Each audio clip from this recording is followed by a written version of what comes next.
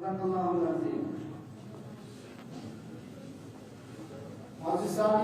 علیکم ورحمۃ اللہ وبرکاتہ۔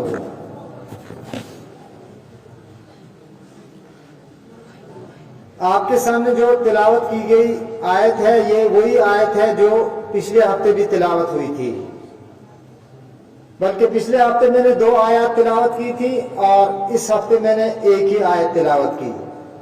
پچھلے ہفتے میں نے یہ 2 آیات یہاں پر اس لیے تلاوت کی تھی کہ پچھلے ہفتے مجھے آپ کو روزے کی تاریخ اور ابتدائی احکام بتانے تھے۔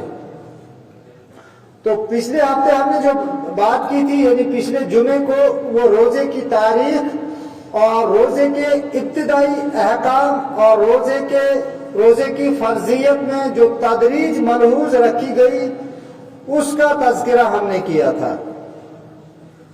اور آج جو ہم تذکرہ کریں گے وہ اسی آیت کے متعلق ہے زیادہ تر۔ آیت کا ترجمہ ہے، اللہ تعالیٰ ارشاد فرماتے ہیں، یا ایھا الذین آمنوا، اے وہ لوگو جو ایمان لائے ہو، کتب علیکم الصیام، روزے تم پر فرض کیے گئے، کما کتب علی الذین من قبلکم، جیسے کہ تم سے پہلے لوگوں پر روزے فرض کیے گئے تھے، لعلکم تتقون، تاکہ تم پرہیزگار بن سکو۔ یہ اس آیت کا ترجمہ ہے جو آج میں نے آپ کے سامنے تلاوت کی۔ پچھلے ہفتے میں عرض کر چکا آپ کو کہ عرب کے لوگ جو تھے وہ روزے سے واقف تھے، وہ روزہ جانتے تھے۔ جب یہ آیات نازل ہوئی، روزے کی فرضیت کا حکم ملا اہل عرب کو، تو وہ لوگ اس وقت روزے سے واقف تھے۔ اور میں نے یہ بھی عرض کیا تھا کہ صرف عرب ہی نہیں بلکہ پوری دنیا کے انسان روزے سے واقف تھے۔ دنیا کی بڑی قومیں روزے سے واقف تھی۔ تمام آسمانی مذاہب میں روزے کا تذکرہ موجود ہے۔ یہ تو پچھلے ہفتے آیا تھا۔ آج مجھے آپ کو یہ کہنا ہے کہ عرب لوگ خود روزہ نہیں رکھتے تھے۔ روزے سے تو وہ واقف تھے مگر عرب لوگ روزہ نہیں رکھتے تھے۔ البتہ وہ اپنے گھوڑوں کو روزہ رکھواتے تھے۔ ان کے پاس گھوڑے ہوتے تھے، اونٹ ہوتے تھے اور دیگر جانور بھی ہوتے تھے، لیکن خاص طور سے جو وہ روزے رکھواتے تھے وہ اپنے گھوڑوں کو روزے رکھواتے تھے۔ کیوں رکھواتے تھے وہ اپنے گھوڑوں سے روزے اور کیا نوعیت تھی اس کی، مختصر طور پر عرض کروں گا کہ آپ لوگ جانتے ہیں، آپ لوگوں نے پڑھا ہے کتابوں میں یا سنا ہوگا کہ عرب لوگ جو تھے وہ ایک جنگجو قوم تھے، وحشی قوم تھے، ایک صحرائی اور ریگستانی قوم تھی۔ وہ ان کے یہاں جنگیں بہت زیادہ ہوا کرتی تھی۔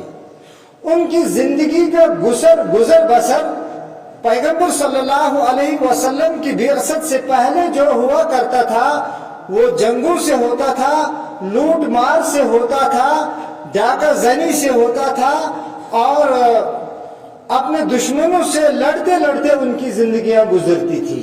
یہ ان کے حالات تھے۔ لہذا ان کے یہاں اس قبائلی زندگی میں 2 چیزوں کی بڑی اہمیت تھی جس کا تذکرہ قرآن نے کئی مقامات پر کیا ہے۔ ان 2 چیزوں میں سے پہلی چیز جو تھی وہ تو ان کی اولاد تھی، اور اولاد میں بھی نر اولاد یعنی بیٹوں کی بڑی اہمیت تھی اس قبائلی زندگی میں۔ لہذا وہ شخص بڑا مانا جاتا تھا جس کے بیٹے زیادہ ہوں، اس کی لوگ عزت کرتے تھے، اس کا روب اور دبدبہ دوسرے لوگوں پر بیٹھتا تھا اور لوگ اس کے سامنے جھکتے تھے جس کے بیٹے زیادہ ہوا کرتے تھے۔ کیوں کہ ان کو افرادی قوت کی ضرورت ہوتی تھی اس قبائلی زندگی میں۔ اس قبائلی زندگی میں زندہ رہنے کے لیے ان کے پاس زیادہ سے زیادہ افرادی قوت ہونی چاہیے تھی۔ اس کا تذکرہ قرآن میں بہت مقامات پر ہوا ہے۔ اس کے ساتھ ساتھ جو دوسری چیز ان کے یہاں مطلوب تھی اس جنگجوانہ زندگی میں، وہ گھوڑے تھے۔ گھوڑوں کی بھی بہت زیادہ اہمیت تھی ان کے یہاں۔ वैसे तो ऊंट भी वो पालते हैं, ऊंटों की भी बड़ी अहमियत है रेगिस्तानी जिंदगी में, लेकिन घोड़ों की अहमियत जंग के मौके पर ऊंटों से ज्यादा बढ़ जाती थी, क्योंकि घोड़ा एक तेज रफ्तार जानवर है, ऊंट इतना तेज रफ्तार नहीं है। घोड़ा बहुत तेज रफ्तार है, वो तेजी के साथ अपने ऊपर सवार अपने मालिक को लेकर दुश्मन की सफों में घुसकर अपने मालिक को जिंदा सलामत वापस लाने की ताकत रखता है। लिहाजा घोड़े की इसलिए बहुत ज्यादा अहमियत थी उनके यहाँ। तो वो घोड़ों को तरबियत करते थे, उनको ट्रेनिंग देते थे, उनको रोजा रखवाते थे। कैसे घोड़ों का रोजा रखवाते थे? वो घोड़ों को खाना पीना बंद कर देते थे। अपने घोड़ों को किसी मैदान में ले जाते थे जहां धूप तेज पड़ रही हो और नीचे से रेत तप रही हो।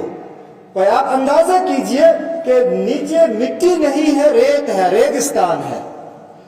आसमान से तेज सूरज की किरणें उस पर पड़ रही हैं, तो रेत तप रही है, रेत गर्म है, ऊपर से तेज तपिश सूरज की है। तो वहां जाकर वो अपने घोड़ों को खड़ा करते थे और उनको खाना पानी बंद कर देते थे और खुद उनके ऊपर खुद सवार हो जाते थे उन घोड़ों पर, और अपने को तेज धूप से बचाने के लिए अपने सर के ऊपर मोटे कपड़े के बड़े बड़े ढाटे बांध लेते थे।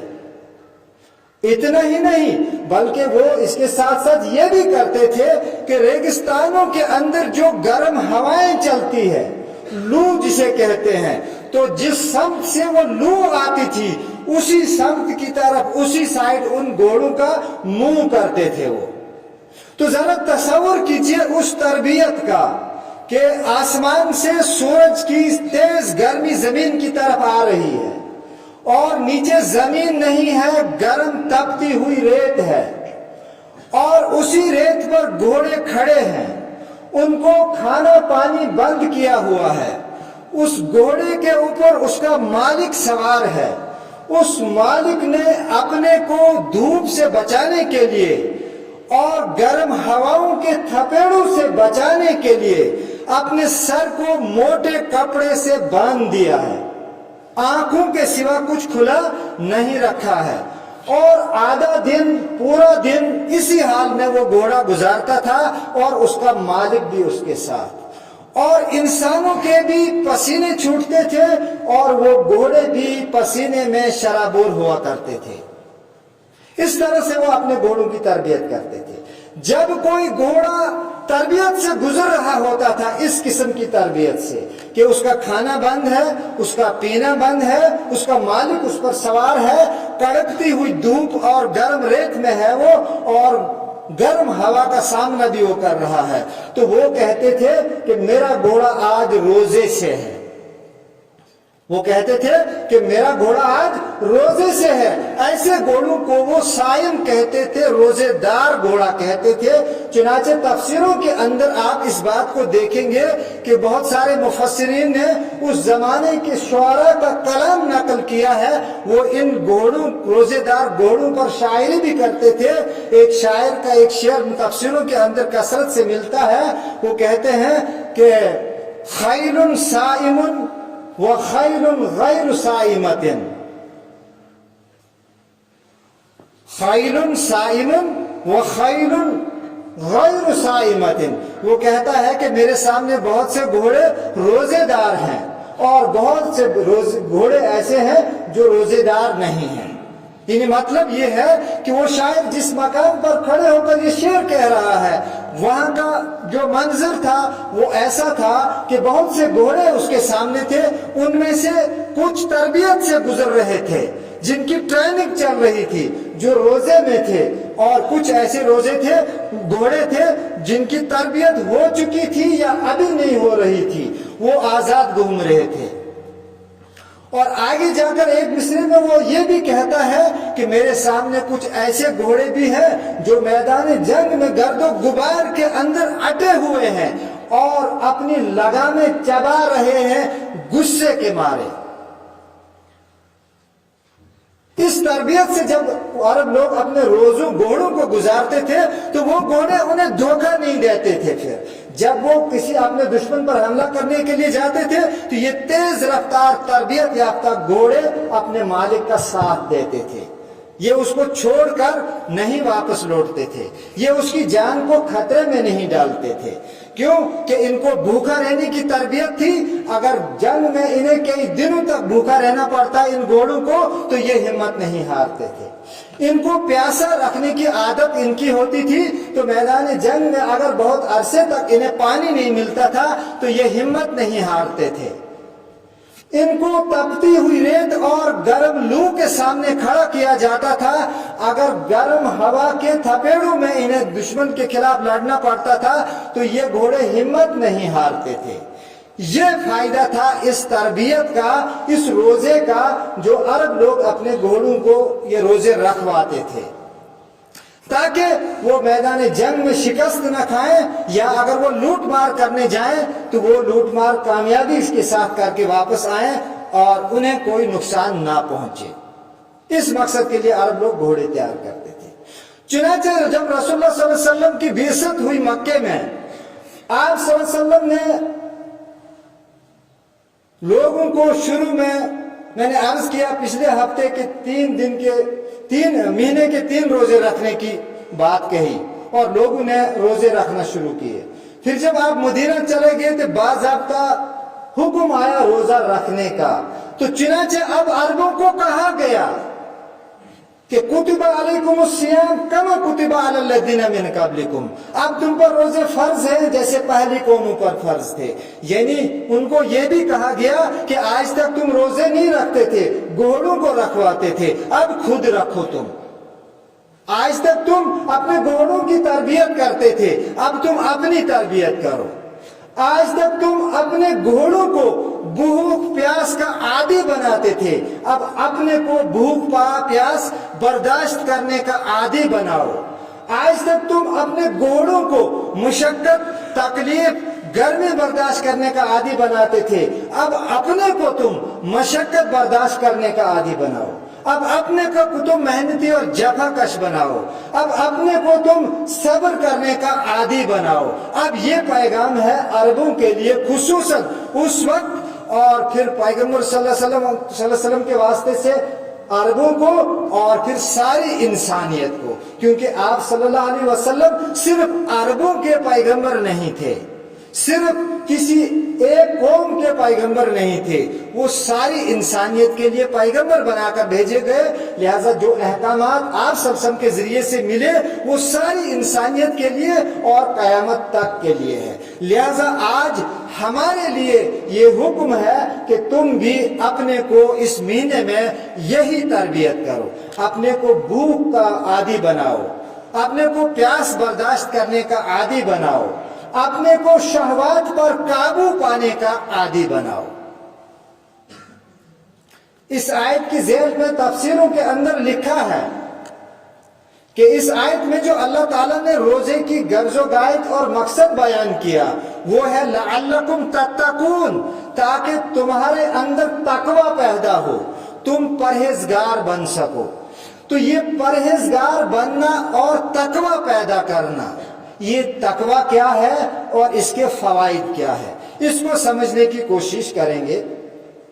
چنانچہ لکھا ہے کتابوں کے اندر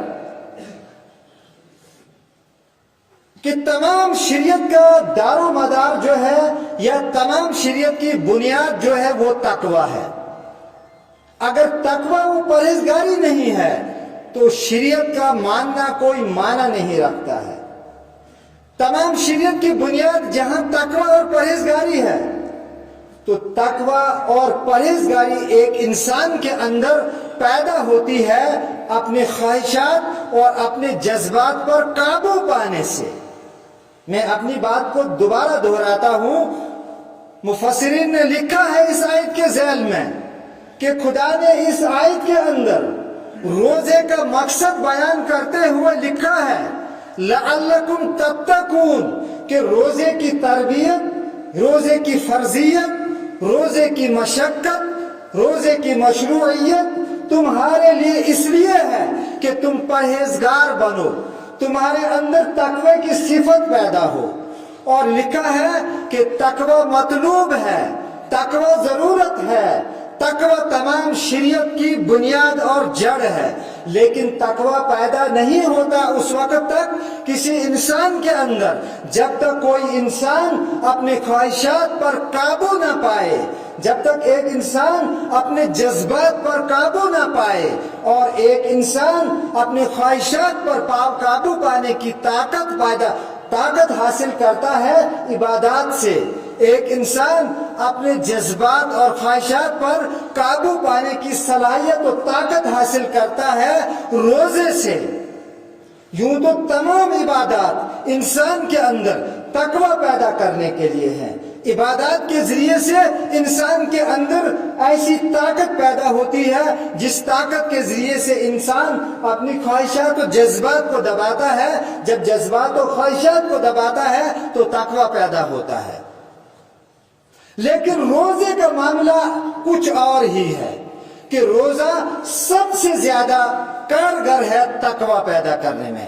کیوں کہ روزے کے ذریعے سے جذبات کو دبانا آتا ہے، روزے کے ذریعے سے خواہشات پر قابو پانا آتا ہے. جب ایک انسان جذبات اور خواہشات پر قابو پانے کی طاقت حاصل کر لیتا ہے تو اس کے اندر تقوی پیدا ہوتا ہے. اور تقوی مطلوب ہے اور یہی شریعت کی جان ہے اور یہی شریعت کی بنیاد ہے.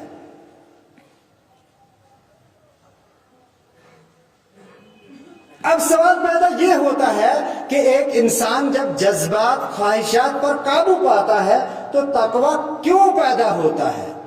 بھئی سوال پیدا ہے کہ ہماری خواہش دن میں کھانے کی ہے تو ہم نے کھایا نہیں، کھانے کی خواہش کو دبایا ہم نے.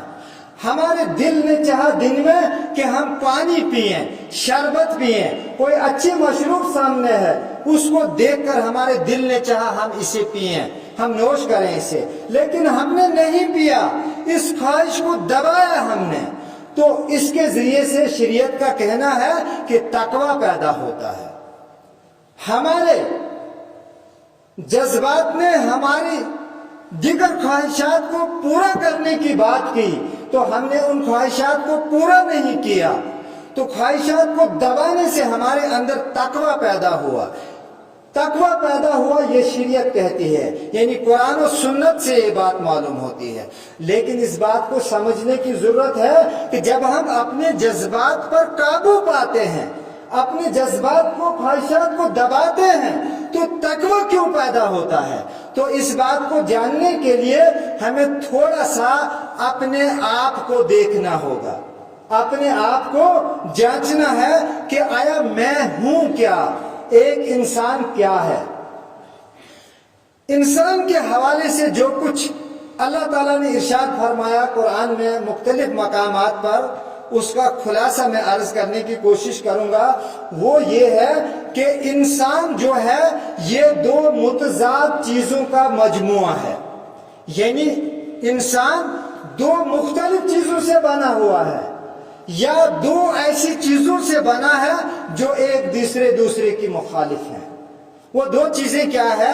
ایک تو ہمارا جسم ہے، ہمارا جسم جو ہمیں نظر آتا ہے، ہمارا سر ہے، ہمارا چہرہ ہے، ہمارے بازو ہیں، ہمارا پیٹ ہے، ہماری ٹانگیں ہیں، ہماری آنکھیں ہیں. یہ ہمارے جسم کا ظاہری ڈھانچہ ہے، اس کو جسد خاکی کہتے ہیں. ایک تو یہ ہے ہمارا یہ ظاہری جسم. یہ جسم اللہ تعالیٰ نے پیدا کیا. اس کے متعلق خدا تعالیٰ کہتا ہے قرآن میں کہ تمہارا جسد خاکی، یہ ظاہری جسم، اس کو اول وہلہ میں تو ہم نے مٹی سے پیدا کیا. مٹی سے، گارے سے نہیں، مٹی کے خلاصے سے، مٹی کے سط سے یا مٹی کے جوہر سے پیدا کیا. مٹی کے جوہر سے انسان کا جسم پیدا ہونے کا مطلب یہ سمجھ لیجئے آپ کہ آپ کے باغ میں سیب کا درخت لگا ہے. اس سیب کے درخت کا اپنا ایک جسم ہے، اس کے پتے ہیں، اس کے پھول ہیں، اس کا رس ہے، اس میں آنے والا پھل سیب ہے، اس میں مٹھاس ہے یا اس میں کھٹاس ہے. یہ ساری چیزیں اس کو زمین سے حاصل ہوتی ہیں. لیکن بظاہر آپ سیب کو توڑ کر مٹی ڈھونڈیں گے تو سیب کے اندر مٹی نہیں دکھے گی. آپ سیب کے درخت کے پتے کو کاٹ کر دیکھیں، اس پتے میں بظاہر اپنی آنکھوں سے مٹی نظر نہیں آئے گی. سیب کی ٹہنی کو، اس کے کسی ٹکڑے کو کاٹ کر دیکھیں گے، مٹی نظر نہیں آئے گی، لیکن ہے وہ درخت مٹی ہی. کیوں کہ اسی ساری ضروریات مٹی سے آئی ہے. گویا اب وہ درخت مٹی تو نہیں ہے، لیکن مٹی کا جوہر ہے، مٹی کا خلاصہ ہے، مٹی کا کریم ہے وہ درخت. بالکل اسی طرح سے اللہ تعالیٰ نے پہلی بار جب انسان کو بنایا تو مٹی کے جوہر سے یا کہیے مٹی کے کریم سے اس کو بنایا. پھر اس کی نسل جب آگے چلی تو ایک پانی کے قطرے سے اس کی نسل آگے چلتی رہی.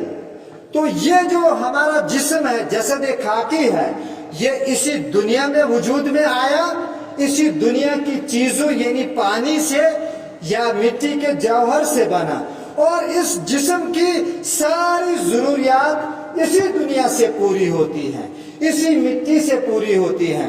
ہمارا جسد خاکی خاک سے بنا ہے، خاک سے آیا ہے، ہماری ضروریات خاک سے پیدا ہوتی ہیں. جتنی چیزیں ہم کھاتے ہیں وہ زمین سے حاصل ہوتی ہے، جو چیزیں ہم پہنتے ہیں وہ زمین سے حاصل ہوتی ہے. کسی نہ کسی طرح سے ہماری ساری ضروریات کا تعلق اس ہماری دھرتی اور ہماری زمین سے ہے. لہذا ہمارا خاکی وجود، اس کی ضروریات ہماری زمین اور خاک سے پوری ہوتی ہے. ایک حصہ ہمارے ہر انسان کی زندگی وجود کا یہ ہے، لیکن ہر انسان کے وجود کا ایک حصہ دوسرا ہے جو جسم سے الگ ایک چیز ہے، اس کو روح کہا گیا. کیا کہا گیا؟ اس کو روح کہا گیا. اس روح کے متعلق قرآن میں کئی مقامات پر اللہ تعالیٰ نے تذکرہ کیا. خدا تعالیٰ نے کہا کہ جب میں نے انسان کا جسم، اس کا جسد خاکی پیدا کیا، اس کے بعد میں نے کیا کیا؟ وَنَفَخْتُ فِيهِ مِنْ رُوحِي، پھر اس جسد خاکی کے اندر میں نے اپنی روح کو پھونک دیا. ایک اور مقام پر اللہ تعالیٰ نے اسی روح کا تذکرہ کرتے ہوئے کہا، رسول اللہ صلی اللہ علیہ وسلم کو خطاب کیا کہ قُلِ الرُّوحُ مِنْ أَمْرِ رَبِّي، کہ اے محمد صلی اللہ علیہ وسلم کہیے لوگوں سے کہ یہ روح جو ہے من امر ربی، یہ میرے رب کا امر ہے. ایک اور مقام پر خدا تعالیٰ نے اس روح کا ذکر کیا، اِنَّا لِلَّهِ وَإِنَّا إِلَيْهِ راجعون. عام طور پر ہم اس آیت کو اس موقع پر پڑھتے ہیں جب کوئی غم کی یا تکلیف کی خبر سنتے ہیں. اس کا ترجمہ کیا ہے؟ اِنَّا لِلَّهِ، ہم اللہ کے لیے ہیں، وَإِنَّا إِلَيْهِ راجعون، اور اسی کی طرف ہم کو واپس جانا ہے. لیکن یہ آیت جو ہے صحیح معنی میں مفسرین کہتے ہیں کہ اس میں روح کا تذکرہ ہے.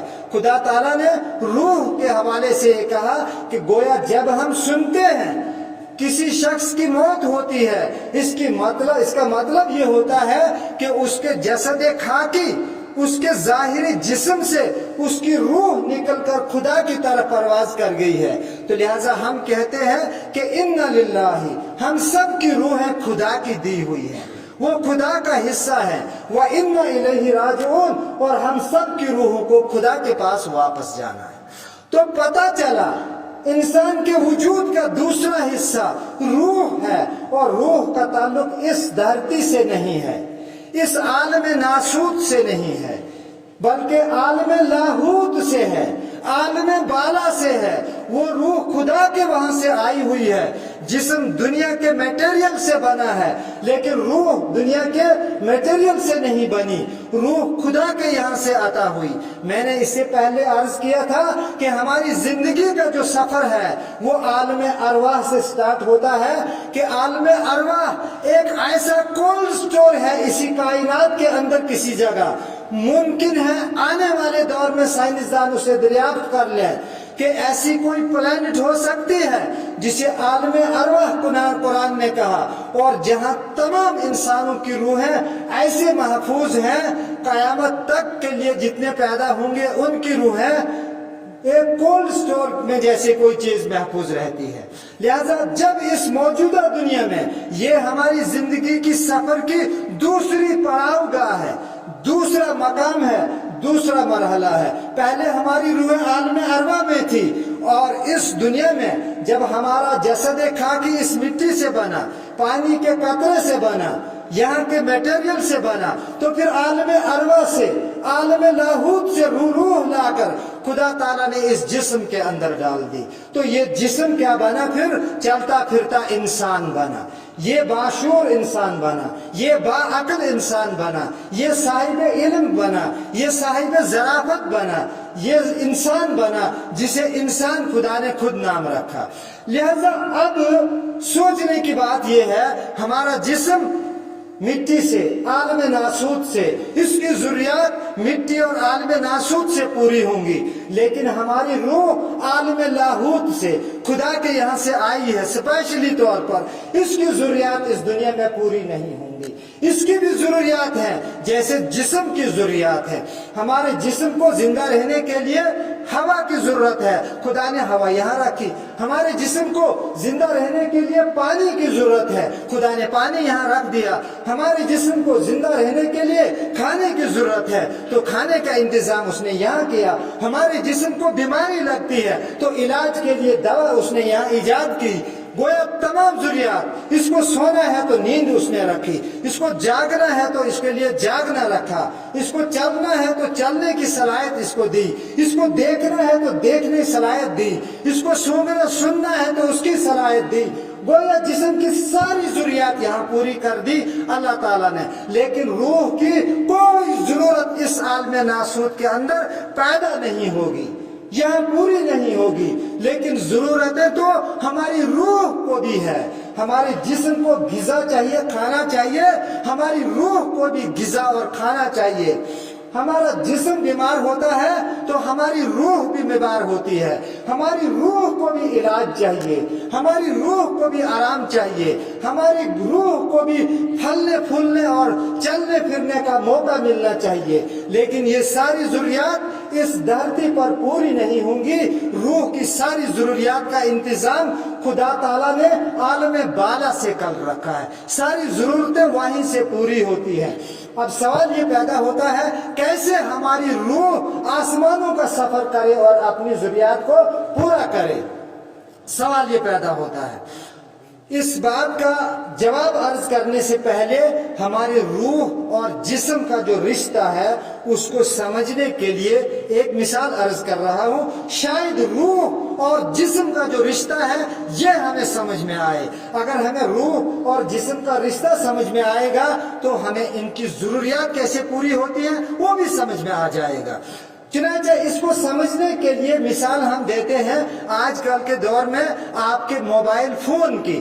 آپ کے پاس ایک موبائل فون ہے, اس موبائل فون کا وجود دو حصوں پر مشتمل ہے. ایک تو اس کی باڈی ہے, اس کا جسم ہے جو لوہے, اسٹیل, پلاسٹک یا پیتل کے پرزوں سے بنا ہوا ہے, ہارڈ ویئر جس کو آپ کہیں گے. اور دوسرا اس کا اندرونی وجود ہے, دوسری اس موبائل کی روح ہے جس کو آپ کیا کہیں گے؟ سافٹ ویئر کہیں گے, جو موبائل کی جان ہے. اگر وہ سافٹ ویئر, وہ روح, وہ موبائل کی جان اس کے اندر نہیں ہے تو آپ کے ہاتھ میں اگر 1 لاکھ یا 50,000 کا موبائل ہوگا تو وہ بے جان ہے, وہ کوئی قیمت نہیں رکھتا ہے, وہ کارآمد نہیں ہے, وہ آپ کی کسی کام نہیں آئے گا. بالکل اسی طرح ہمارا جسم ہماری مان لیجیے ہارڈ ویئر کاپی ہے, اور ہماری روح جو ہے وہ ہماری سافٹ ویئر ہے. جب یہ روح اس جسم میں ہے تو یہ جسم کارآمد ہے, اگر یہ روح اس میں نہیں ہے تو یہ جسم کارآمد نہیں ہے. ایک انسان کو جو موت آتی ہے, موت بھی یہی ہوتی ہے کہ روح کو جسم سے جدا کیا جاتا ہے. اور یہ جسم مٹی سے آیا ہے, مٹی میں مل کر گل سڑ کر فنا ہوتا ہے. جسم فنا ہوتا ہے, یہ فانی ہے کیونکہ یہ فانی میٹیریل سے بنا ہے. لیکن روح فنا نہیں ہوتی ہے. روح عالم ارواح میں تھی, کچھ عرصے کے لیے اس جسم میں ڈال دی گئی. جب جسم ایکسپائر ہوگا, روح نکال لی جائے گی, وہ خدا کے یہاں واپس چلی جائے گی, جس کو قرآن میں کہا گیا کہ انا للہ و انا الیہ راجعون. تو لہذا روح اور جسم کا تعلق یہ ہے جسم کی ضرورتیں ہم پوری کرتے ہیں، آپ جانتے ہیں، اب روح کی ضرورتیں پوری کہاں سے ہوں گی؟ اگر ہم یہ سوال اللہ تعالیٰ سے پوچھیں گے تو اللہ تعالیٰ نے اپنی کتاب کے اندر اور آپ صلی اللہ علیہ وسلم نے اپنی احادیث کے اندر ہمیں کہا کہ تمہاری روحوں کی غذا کلام اللہ ہے۔ اگر تمہاری روح امر اللہ ہے، قل الروح من امر ربی، اگر روح امر اللہ ہے تو روح کی غذا کلام اللہ ہے، یعنی ہماری روح کو جو غذا ملتی ہے، جس سے ہماری روح طاقتور بنتی ہے، وہ کلام اللہ ہے، وہ قرآن ہے۔ اسی لیے اس مہینے کے اندر زیادہ سے زیادہ اہتمام کیا جاتا ہے کس چیز کا؟ قرآن پڑھنے کا، قرآن پڑھانے کا، قرآن سننے کا، قرآن سمجھنے کا، قرآن بیان کرنے کا۔ اس سے ہماری روح مضبوط ہوتی ہے، ہماری روح سٹرانگ ہوتی ہے، اور جس قدر ایک انسان کی روح مضبوط ہوتی ہے اسی قدر وہ روح انسان کے جسم پر قابو پاتی ہے۔ لیکن اگر روح کو غذا نہیں ملی، روح کمزور ہو گئی تو جسم کھا پی کے مضبوط ہوا، جیسے سال بھر ہم کھاتے ہیں تو ہمارا جسم ہماری روح پر غالب آتا ہے، ہماری روح ہمارے جسم میں دفن ہو کر رہ جاتی ہے۔ قرآن کریم میں ایک مقام پر فرمایا گیا کہ اپنے روح کو زندہ کرو ورنہ تمہارے جسم میں دب کر یہ مر جائے گی۔ ایک مقام پر کہا کہ قد افلح من زکاہا وقد خاب من دساہا، جس نے اس روح کو اس جسم کے اندر دفن کر دیا۔ دساہا، دسا کے معنی عربی میں ہے کسی میت کو مٹی میں دفن کرنا۔ اگر کسی کے جسم میں اس کی روح ہے، اس روح کو پرورش کا موقع نہیں ملا تو وہ روح اس جسم کے اندر دب کر ایسے دفن ہوتی ہے جیسے لاش قبر میں دب کر دفن ہوتی ہے۔ تو لہذا اگر جسم مضبوط ہے، روح کمزور ہے تو جسم روح پر غالب آتی ہے تو جسمانی خواہشات کا بول بالا ہوتا ہے، اور اگر روح غالب آئی جسم پر، روح جسم دب گیا، روح اس پر حکمرانی کرتی ہے تو روح امر اللہ ہے، روح کی غذا کلام اللہ ہے۔ انسانی کی زندگی میں خدائی کام غالب رہتے ہیں۔ پھر ایک انسان کی حالت ایسی ہوتی ہے کہ وہ جہاں بھی ہو اسے برائی سے نفرت ہوتی ہے، اسے بلائی سے محبت ہوتی ہے، اسے بلائی میں جو سکون و چین حاصل ہوتا ہے اس کو برائی میں بے چینی ہو جاتی ہے۔ وہ مسجد کے اندر سکون و چین حاصل کرتا ہے، وہ دین اور قرآن کی محفلوں میں سکون و چین محسوس کرتا ہے، اور اس سے باہر وہ بے چینی محسوس کرتا ہے۔ اسی لیے روزے کے اندر جسم کو کمزور کرنے کی تربیت کرائی جاتی ہے۔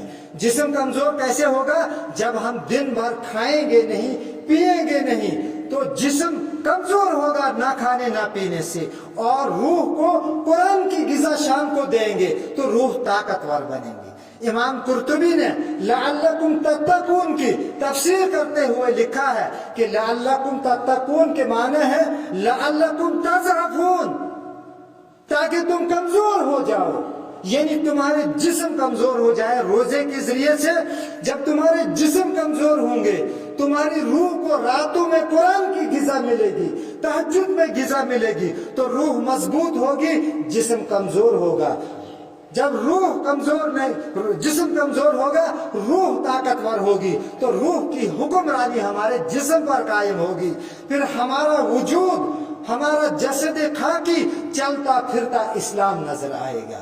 امام قرطبی نے اس آیت کی تشریح کرتے ہوئے لکھا ہے، وہ کہتے ہیں کہ کلما قل العقل